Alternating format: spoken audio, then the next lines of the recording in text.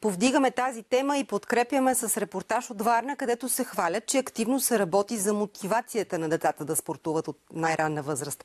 Само един от примерите е спортния празник Бързи и сръчни есен 2024.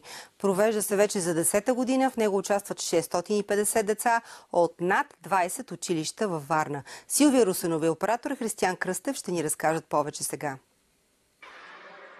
Бързи и сръчни участват деца от 1 до 4 клас. Слалом между конуси и преодоляване на препятствия са част от състезанията, в които мериха сили второкласниците във Варна. В принцип съм тук в тази зала за първи път и малко се притеснявам. Не ми е за първи път на състезанията. Ходил съм тук още 2 пъти и по лека атлетика също. Къде си най-силна? В краката, като бягам. Вероника отскоро тренира в спортен клуб по лека атлетика. Защо е важно да се спортува? Защото е здравословно. Хубаво е да се спортува, защото така е за здравето. От 10 години Бързи и сръчни е празник на детския масов спорт във Варна и се чака с нетърпение от най-малките ученици. Правим общински ученически игри, които са съвместно с заповед на министъра на образованието, но за първи и за 4 клас, за съжаление, гледахме да разширим по някакъв начин, защото там са от 5 до 12, първи и 4 клас не влизат.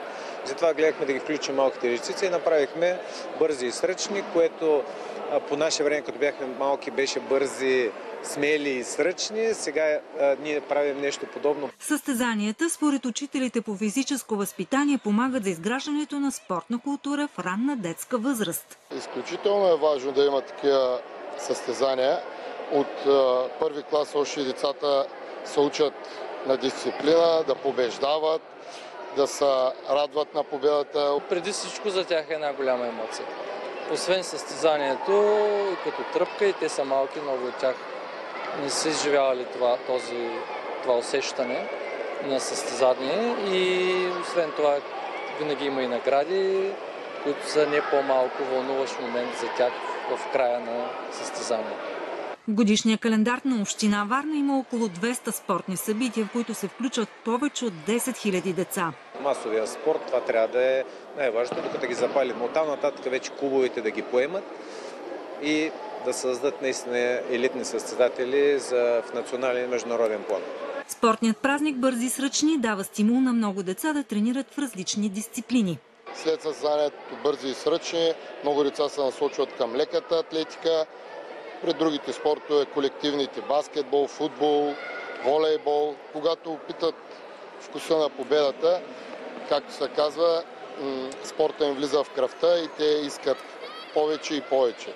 Габриела е вече от децата, които искат да спортуват все повече и повече, особено след като заедно със своите съученици от второ основно училище Никола Вапцаров спечелиха състезанието. Мамо ще ме записва на бягане, но обаче спортувам танци.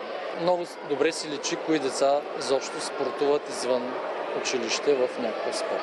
Най-вече по физическите данни и по всички умения, които показват. Физическата дееспособност, отделно дисциплината, съсредоточеността и мотивираността. Празникът Бързи и сръчни за много от децата е подготовка за следващото спортно състезание.